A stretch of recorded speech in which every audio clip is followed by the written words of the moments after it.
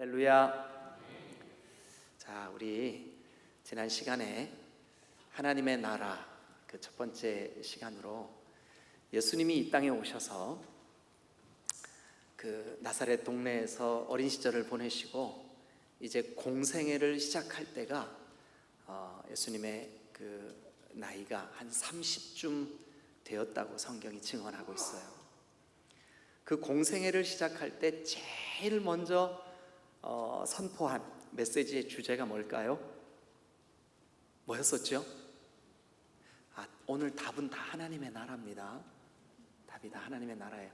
예수님이 공생애를 시작할 때 가장 첫 번 메시지의 가장 중요한 주제가 뭐였을까요? 그렇죠, 하나님의 나라. 잘하셨습니다. 네, 하나님의 나라. 예수님이 십자가에 우리 죄를 다 짊어지시고 죽임을 당하셨어요. 3일 만에 예수님이 살아나셨어요.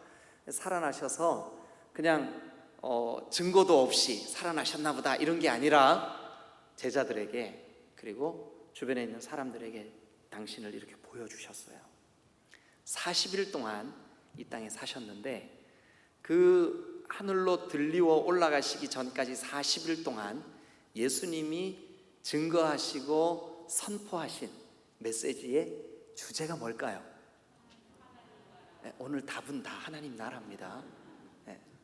예수님이 부활하셔서 승천하시기 전까지 선포한 말씀의 주제가 뭘까요? 하나님의 나라, 하나님의 나라. 예수님이 이제 떠나시고 제자들이 성령의 충만을 받았어요.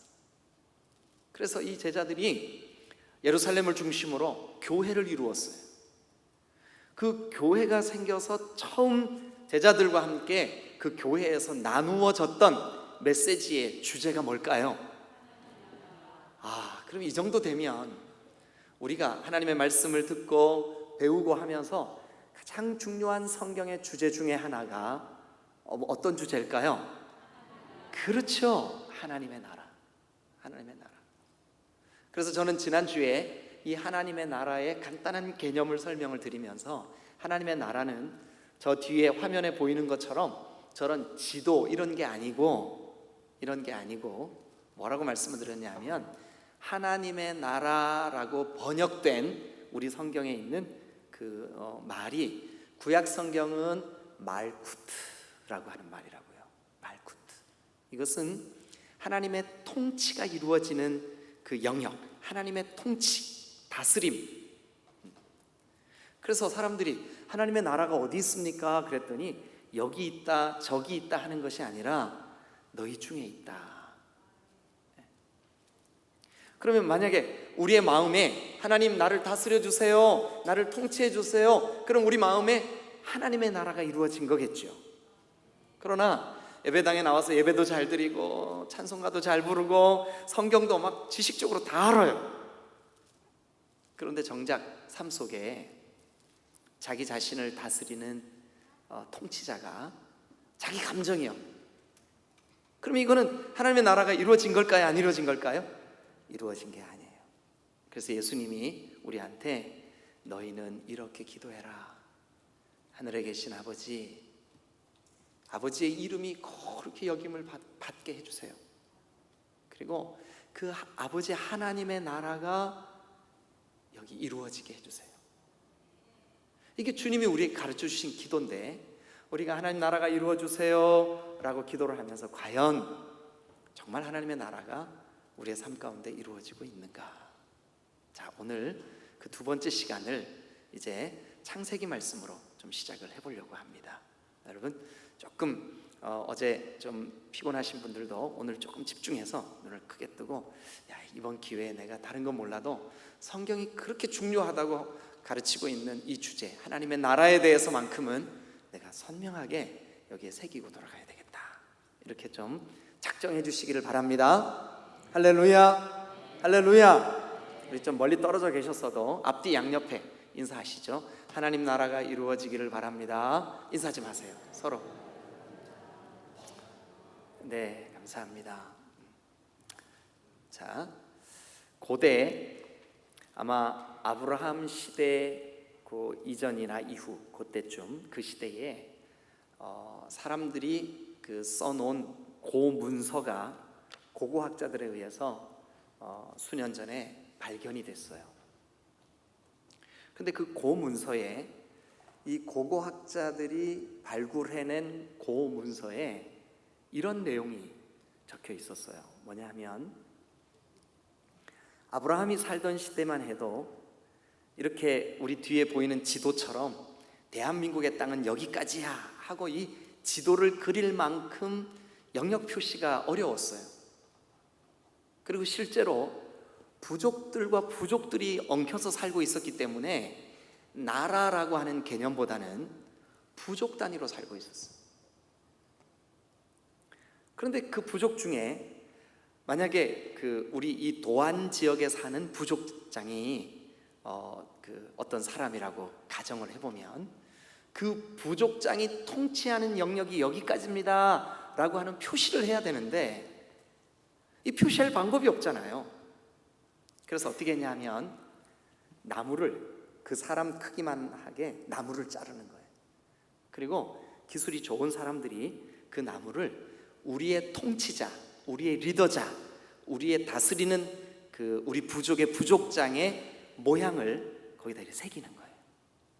그 부족장의 형상, 그것을 나무에다 새기거나, 아니면 좀 더 권력이 큰 부족장들은 석공들을 불러서 돌에다가 그를 새기게 했어요. 그러니까 그 통치자의 모양과 통치자의 형상을 새긴 그 나무나 돌을 이제 그 통치가 이루어지는 영역, 통치권에다가 그걸 세워놓은 거예요. 이렇게 경계 지역에다가. 그래서 여기까지는 김 씨가 다스리는 통치 영역이다, 다른 사람 들어오면 안 돼, 이렇게 표시를 했어요. 자, 이 고대 문서가 고고학적으로 발견된 이 문서의 내용을 가지고 우리 한번 성경을 같이 한번 보면 좋겠어요. 여러분 앞에 화면을 보시면 성경의 내용을 볼 수가 있습니다. 창세기 1장에 보면 26절부터 28절에 이런 내용이 있습니다. 자, 보세요. 하나님이 이르시되 우리의 뭐를 따라요? 형상을 따라. 우리의 뭐대로요? 모양대로. 우리가 뭐를 만들었을까요? 사람을 만들자. 사람을 만들고, 그 다음에 보면 그들로, 그 사람들로 하여금 바다의 물고기, 하늘의 새, 가축, 온 땅과 땅에 기는 모든 것을 뭐하게 하자? 다스리게 하자. 다스리게 하자. 이 다스림, 이 다스리는 것이 뭘까요? 통치. 그러면 이 고대 문서 중에 그 내용을 여러분들에게 제가 소개를 했는데, 그 문서의 내용대로라면 하나님이 통치하시는 세계에 하나님의 형상을 세워 놓으셨어요. 여기까지가 내가 통치하는 영역이다. 그런데 고대인들은 나무를 세우거나 돌을 세우니까 움직여요, 안 움직여요? 안 움직이죠. 그러나 사람에게 하나님의 형상을, 사람을 지으실 때 그렇게 지으시고 그 형상으로 하여금 하나님의 통치를 대신하게 대리적인 권한을 부여하셨어요. 그럼 이제 만약 제가 하나님의 형상이라고 가정을 하고, 자 보세요. 제가 직장에 갔어요. 직장에. 근데 우리 사무실 직원이 한 10명쯤 돼. 사람들이 처음에는 미스터 림 누군지 잘 몰라요. 근데 시간이 갈수록 점점 저를 알아요. 오, 저 사람, 야, 우리랑 좀 다른 것 같아. 저 사람 하나님 믿는다 그러더니 진짜 하나님 믿는 사람 같아. 그러면 여러분들이 가 있는 곳이 어디든 간에, 그게 직장이든 그게 학교든 그게 여러분들의 가족들과 함께 있는 곳이든 그게 어디든 간에 여러분들이 가는 곳에 여러분들을 보내시는, 여러분들이 거기 있게 하시는 목적이 뭘까요? 하나님이 그렇게 하시는 이유가 뭘까요? 하나님의 통치권을 대신하게 하려고. 그러니까 우리에게 정말 중요한 사명이 있는 거예요. 우리가 가는 곳마다 하나님의 형상, 하나님의 모양이 사람들에게 보여지도록. 여러분, 이 성경 구절을 사람들이 오해를 해가지고 하나님이 우리처럼 생겼나? 아니요. 그런 의미가 아니라 하나님의 그 다스리는 통치권을 사람들에게 부여해 주신 거예요. 그런데 안타까운 일이 생겼어요. 무슨 일이 생겼냐 하면, 어느 날 그 사탄의 심부름꾼 역할을 하는 뱀이 사람을 찾아왔어. 여자에게 와가지고, 하와, 아니 왜 네 인생 네 건데 네가 다스리지, 너 왜 하나님의 대리자 역할만 하냐? 바보 아니야? 아니, 성경이 그렇게 말했다는 게 아니고 그렇게 이제 와서 유혹을 한 거예요. 그러면서 너 하나님이 동산 중앙에 있는 저 선악과 진짜 먹지 마라 그랬어? 먹지 마라 그랬지. 그거 먹으면 죽는데. 내 그럴 줄 알았어. 하나님이 네가 그거 먹으면 너도 하나님처럼 다스리는 자가 될 수 있으니까, 통치자가 될 수 있으니까 그거 못하게 하려고 하나님 못 따먹게 한 거야. 바보야, 하나 먹어봐. 여러분, 하와가 그만 그 속삭이는 속임수에 속아 넘어갔어. 그거를 따먹어 버렸어요. 그 순간 하나님이 부여하신 이 절대적인 통치권의 대리, 그게 사라져 버렸어요. 그 결과 사람은 어떻게 됐냐 하면, 아니 내 인생 내 건데 내 감정대로, 내 마음대로, 내가 원하는 대로 살면 그만이지, 왜 내가 하나님의 통치를 받아야 돼? 이렇게 된 거예요. 하나님의 형상이 깨져버린 거죠. 그래서 사람에게는 하나님의 심판이 오게 되었고, 그래서 영원한 형벌이 사람에게 주어지게 되었습니다. 결국 하나님이 우리를 만드신 창조 목적에 합당하지 못하기 때문에 우리는 그만 사탄의 꼬임에 넘어가, 사탄이 기대하는 대로, 사탄이 원하는 대로, 사탄의 통치를 받는, 사탄이 다스리는 그런 존재가 되고 말았어. 성경은 이 부분에 대해서 모든 사람이 죄를 범하였음에, 이 죄가 뭐냐 하면, 여러분, 우리 눈에 보기에 도둑질하지 않고 사람을 죽이지 않고 그런 죄가 아니라, 하나님의 형상대로 살지 못하는, 하나님의 그 통치의 대리를 수행하지 못하는 그런 지경에 이르게 됐다는 뜻입니다. 하나님께서 우리 인생들 가운데 그 슬픈 운명, 그 허무한 인생, 그리고 난 다음에 결국은 멸망해버리는 그 인생을 그냥 내버려 두실 수가 없어요. 그래서 누가 나의 이 통치, 하나님의 이 다스리심을 다시 회복해서 그 일을 감당할 수 있을까? 사람을 찾으셨어요. 근데 그 사람의 조건이 뭐냐 하면, 하나님의 그 거룩한 통치에 순종하는 사람을 찾으셨어요. 그게 누구냐 하면 아브라함이었어요. 아브라함을 부르셔서, 아브라함아, 너 내가 너에게 지시하는 곳으로 가라. 예, 하나님.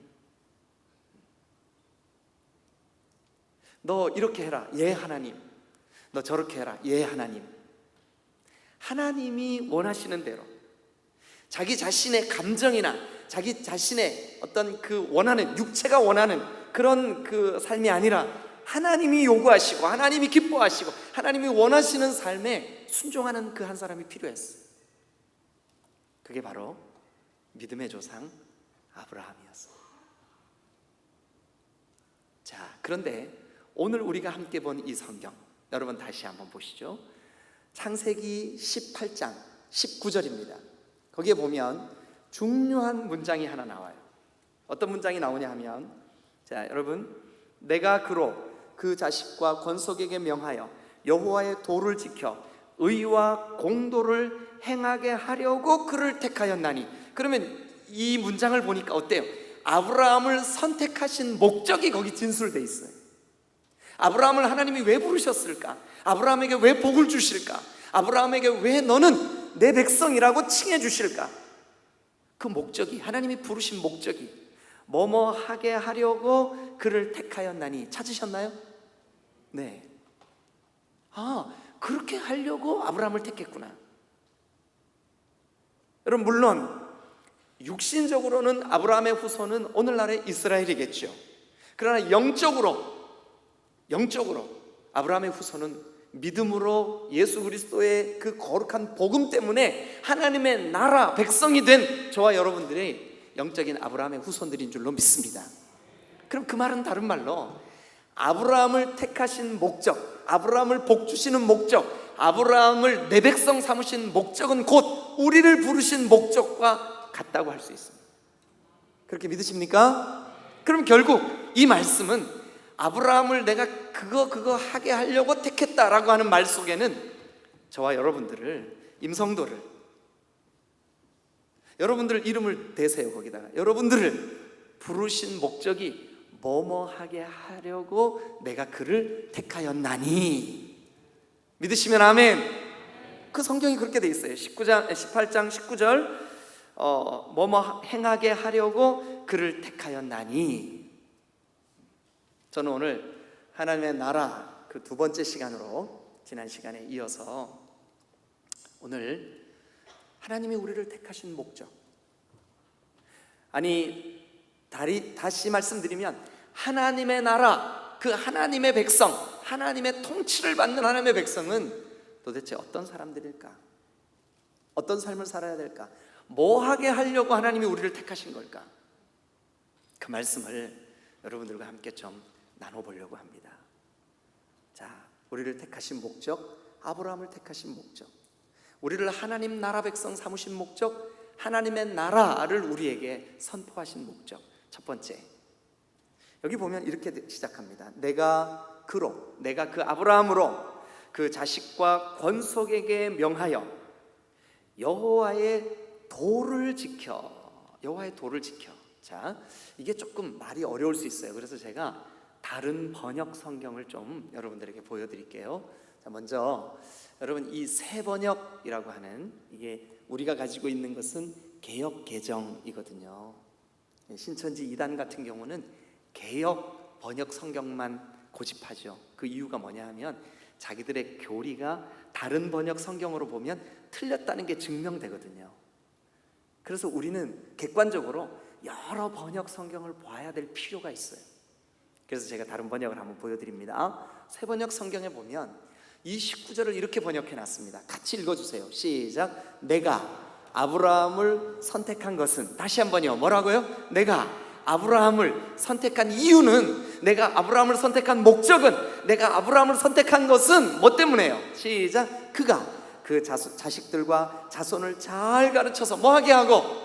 나에게 순종하게 하고. 그러니까 하나님의 여호와의 도를 행하고, 그 말이 여호와의 도, 그게 뭐냐 하면 여기 성경의 번역대로라면 자녀들을 잘 가르쳐서 하나님께 순종하게 하고. 그리고 그 다음 말이 좀 어려워요. 우리 번역 성경에 뭐라고 되어 있냐면 의와 공도를 행하게 하려고 이렇게 되어 있죠. 근데 새 번역에 뭐라고 되어 있나 한번 보시죠. 시작. 옳고 바른 일을 하도록 가르치고 너도 그렇게 살고 그렇게 하라는 뜻에서 그를 선택한 거다. 그럼 오늘날 우리를 부르신 목적도 여러분 그렇습니다. 우리를 부르신 목적도, 우리를 부르신 첫 번째 목적은, 여러분 한번 따라 하시겠습니까? 하나님 나라 백성은 하나님의 도를 지키는 사람들입니다. 여러분, 하나님의 도를 지키게 하려고 하나님이 부르셨어요. 하나님의 도라고 하는 것은 이 세번역대로라면 뭐냐 하면 하나님의 도, 원어로는 이게 이렇게 씁니다. 데레크. 히브리 말로 여러분 보여드릴게요. 데레크. 화면에 한번 보세요. 데레크. 무슨 뜻이라고요? 하나님의 길, 혹은 하나님을 따라 사는 삶, 혹은 하나님을 향한 순종하는 태도, 이게 하나님의 도예요. 하나님의 길이에요. 여러분, 우리로 하여금 하나님의 길, 그 하나님을 따라 사는 삶, 하나님께 순종하는 삶을 살게 하시려고 우리를 부르셨대요. 아브라함을 부르셨대요. 하나님 나라 백성은 누구냐 하면 바로 이 하나님의 도를 따르는 사람들. 전에는 우리가 어땠죠? 전에는 우리가 우리 마음과 육체가 원하는 대로 살았어. 왜냐하면 그게 사탄의 전략이에요. 그렇게 살아야 세상이 죄를 지어요. 어두워져요. 그렇게 살아야, 인간들이 그렇게 살아야 하나님의 형상이 완전히 사라져버려요. 이게 사탄의 전략이에요. 그러나 하나님은 아니다. 여러분, 전에는 우리가 어떻게 살았었냐 하면 내 마음이 원하는 대로, 내 감정이나 내 기분이 원하는 대로, 내가 행복한 대로 살았어. 여러분, 세상이 우리 귀에 들려주는 그 계속되는 메시지는 뭐냐면 네 감정대로 살아, 네가 원하는 대로 살아, 네가 행복하면 되지, 그러면 그만이지. 이게 세상이 우리에게 들려주는 메시지예요. 그런데 여기 보세요. 하나님이 우리를 택한 목적, 하나님이 아브라함을 택한 목적은 뭐냐 하면 네가 원하는 대로가 아니라 하나님의 도, 즉 하나님이 원하시는 대로 살게 하려고 우리를 부르신 줄로 믿습니다. 내가 무슨 일을 하려고 하다가 이건 나는 이거 하면 좋겠는데 하나님이 기뻐하시나? 근데 성경의 기준이, 또 하나님께서 주신 말씀이 얘야 너 그러면 안 되지. 그러면 즉각적으로 하나님, 내 감정이 나를 통치하지 못하게 하옵소서, 하나님이 나를 통치하옵소서, 하나님이 나를 다스리시옵소서, 그런 삶을 적극적으로 주님 앞에 내어드리고 헌신하는 그 사람의 삶을 우리는 뭐라 그러느냐? 하나님 나라 백성의 삶이라 그러는 거예요. 그렇게 살게 하려고 아브라함을 부르셨어요. 기억하십시오. 하나님 나라 백성은 하나님의 도를 따라 사는 사람인 줄로 믿습니다. 두 번째, 여러분, 그 다음 말씀을 보면 여호와께서 그 도를 지켜, 그 도를 지킴으로, 그 도를 지키는, 그러니까 하나님의 길을 따라 사는 삶의 특징이 뭐냐 하면 의와 공도를 행하게 하려고. 이 말이 좀 어렵죠? 의와 공도. 아까 세 번역에 보니까 옳고 정의로운 이렇게 되어 있습니다. 옳고 정의로운. 자, 여러분, 옛날 우리가 어릴 때 학교에서 초등학교 입학을 하면 여러분 제일 먼저 배우는 과목 중에 하나가 바른 생활이라고 있었어요. 바른 생활. 바른 생활. 그게 바로 의와 공도예요. 바른 생활. 근데 그 학교에서 배우는 바른 생활은 세상이 정한 기준이에요. 그 기준의 바른 생활이 아니라 하나님이 정한 바른 생활. 여러분, 하나님이 정한 바른 생활이 뭘까요? 그것이 바로 예수님께서 이 땅에 오셔서 소위 말해서 여러분들이 알고 있는 산상수훈, 예수님이 이 땅에 오셔서 처음 설교해 주신 그 내용이 전부 다 하나님의 백성이 맞냐? 네가 하나님의 형상을 회복했냐? 네가 가는 곳마다 하나님의 영광과 하나님의 형상이 드러나냐? 그러면 너 이런 삶을 살아라. 제가 쉬운 말로 불러드릴 테니까 여러분들도 아마 다 기억하실 거예요. 한번 들어보세요. 너희 중에 옷 2벌 있는 사람이 있냐? 그러면 옷 없어서 헐벗은 사람에게 좀 나눠줘. 너희 중에 먹을 게 넘쳐나는 사람이 있냐? 그러면 그 먹을 거 없어서 고민하는 사람들에게 좀 나눠줘. 너희 중에 세무 공무원이 있냐? 그러면 부과된 것 외에 더 이상 거두지 마. 너희 중에 군인들이 있냐? 그러면 너희는 너희들의 그 힘으로 폭력을 행사하고 강탈하지 마. 너희들에게 정해진 그 급료, 그 보수, 그 월급을 족한 줄로 알고 만족해. 너희 중에 정치하는 사람들이 있냐? 그러면 거짓말하지 말고 정직하게 행해.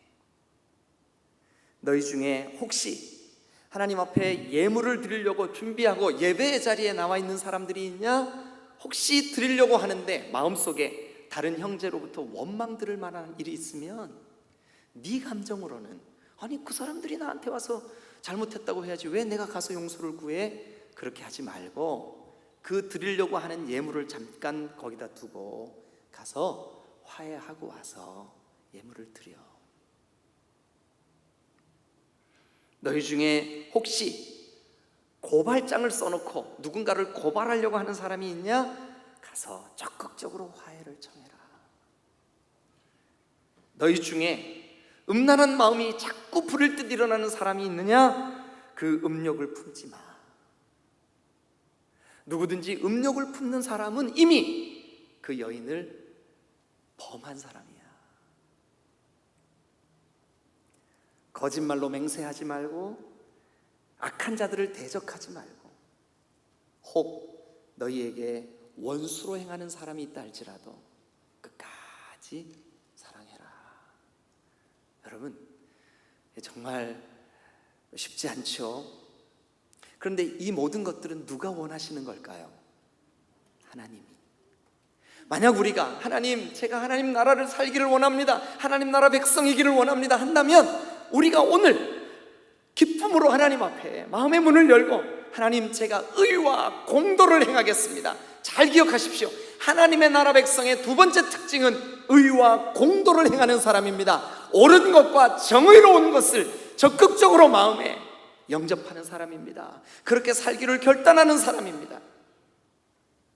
만약 정말로 하나님의 나라를 살기를 작정하는 사람들이 우리 중에 몇 사람 늘어난다면 아마 머지않아 우리 주변에 있는 사람들이 이렇게 말할 겁니다. 야, 저 도안동에 있는 디딤돌교회 도대체 저기에서 어떤 메시지가 선포되길래 저 교회를 갔다 오는 사람들마다 저렇게 착한 사람들이 될까?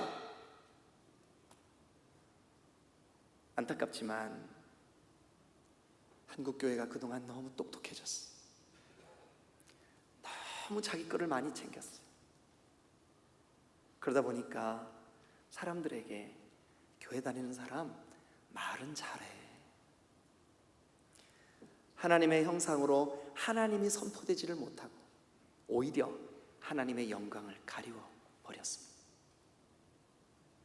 오늘 진실되게 하나님의 나라가 우리 가운데 이루어지기를 기대하고 하늘에 계신 우리 아버지여, 아버지의 이름이 거룩히 여김을 받으십시오. 그리고 하나님의 나라가 지금 여기 임하여 주세요 하고 진짜 그 기도를 하는 사람이라면 오늘 이 말씀에 순종해야 합니다. 하나님의 도를 행하고 의와 공도를 행하게 하려고 아브라함을 부르셨습니다. 우리를 부르신 목적, 우리를 하나님 백성, 하나님 나라 삼아주신 이유 뭐냐 하면 의와 공도를 행하게 하려고. 의와 공도는 옳은 길입니다. 정의로운 것입니다. 그래서 성경이 우리가 못 알아들을까 봐 예수님이 이 땅에 오셔서 그의 첫 번 설교의 내용이, 설교 원고가 우리 성경에 기록이 되어 있어요. 그게 바로 산상수훈입니다. 그 산상수훈의 내용을 제가 요점 정리해서 좀 전에 소개해 드린 거예요. 여러분, 우리를 왜 부르셨을까요? 우리가 가는 곳마다 하나님의 형상으로 사람들에게 여기까지 하나님의 통치가 이루어지기를 선포하기 위해서. 그렇다면 여러분들이 사는 곳이 혹 직장이라면 직장에 여러분들과 함께 동료로 같이 일하는 사람들에게 여러분들의 모습이 어떤 모습으로 비춰져야 할까요? 야, 저 사람이 믿는 하나님 나도 믿고 싶다.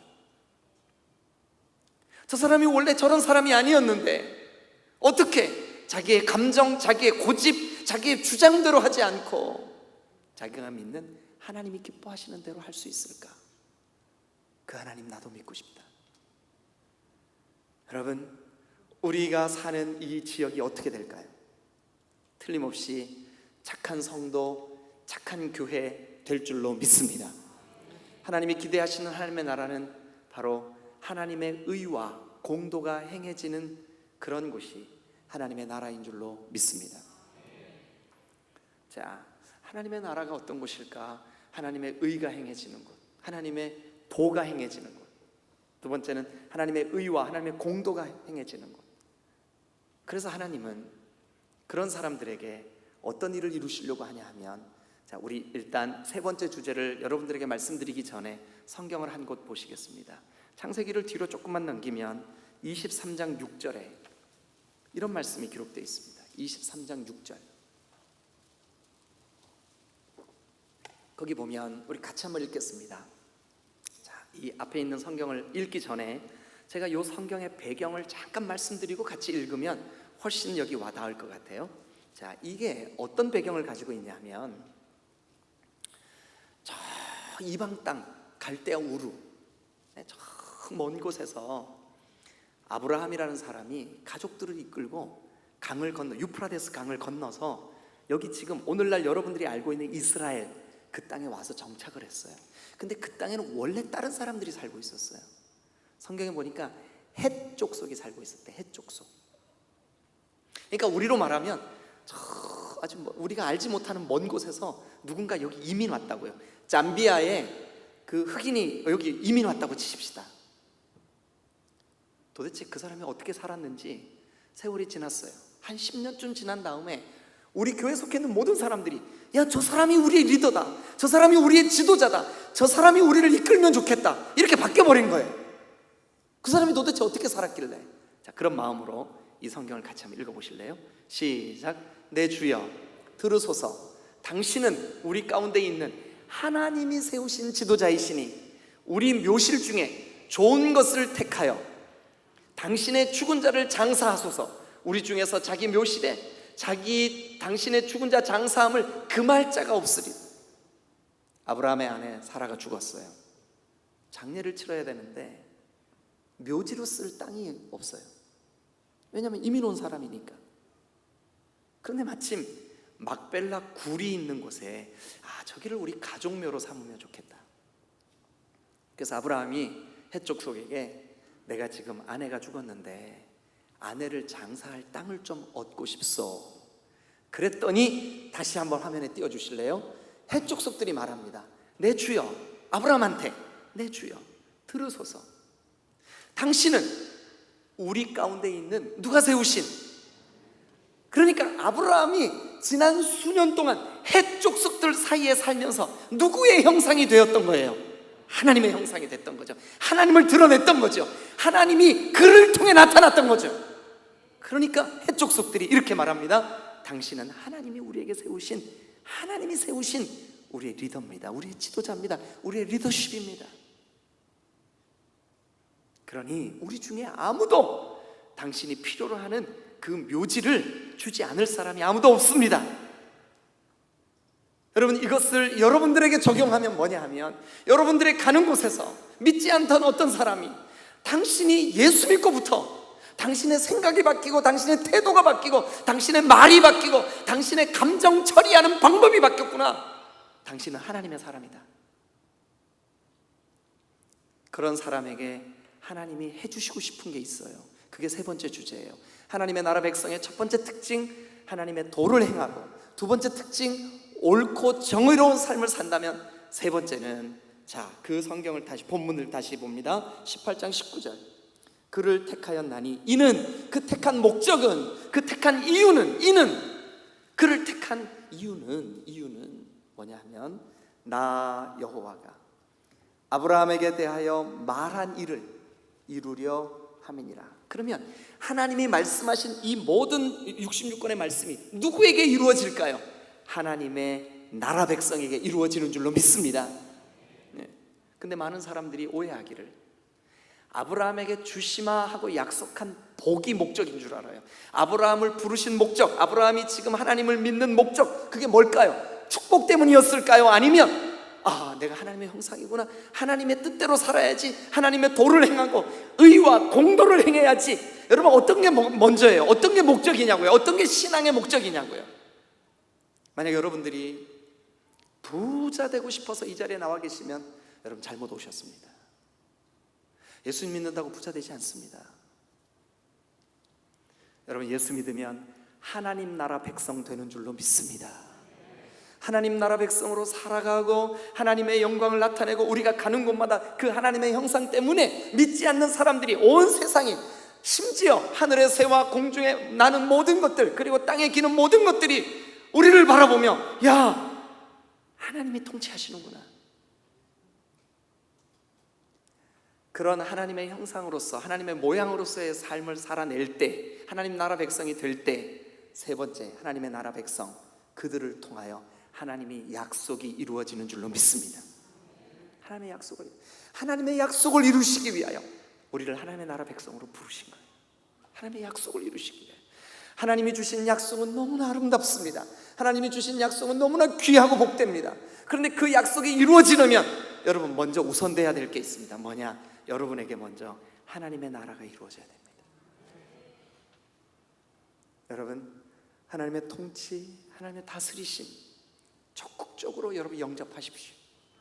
그동안 내 주장, 내 고집, 내 가치관, 내가 사는 삶의 방식대로 살아왔다면 회개하고 그래서 여러분 침례 요한도 예수님도 이 땅에 오셔서 그들이 외친 첫 번 메시지, 회개하라, 회개하라. 천국이, 하나님의 나라가 가까이 임하였다. 왜 그랬을까요? 그동안은 자기가 주인이 되어 자기가 원하는 대로, 자기의 감정대로 그렇게 이끌려 자기 욕심대로 그렇게 살았어요. 그러나 하나님의 나라는 그게 아니라 내 뜻이 아닌 하나님의 뜻이 이루어지는 것, 내 감정이, 내 욕망이 아닌 하나님이 기뻐하시는 일이 이루어지는 것. 그래서 기억하십시오. 하나님의 나라 백성의 첫 번째 삶의 특징은 하나님의 도를 행합니다. 두 번째 하나님 나라 백성의 삶의 특징은 의와 공도를 행합니다. 세 번째 하나님의 나라 백성의 삶의 특징은 하나님이 그 사람에게 하나님의 약속을 이루어 주시는 줄로 믿습니다. 지금 오늘 우리에게 필요한 것은, 주님, 제가 정말 하나님 나라 백성 되기를 원합니다. 주님, 제가 정말 하나님 나라 백성으로서의 하나님의 통치를 받으며 살기를 원합니다. 그 의와 공도가 여러분들이 여러분 이웃의 손을 펼쳐 그들을 돌아보고 그들에게 하나님의 형상으로서 하나님을 선포할 수 있는 여러분의 삶이 되시기를 주 예수 그리스도 이름으로 간절히 축원합니다. 기도하시겠습니다.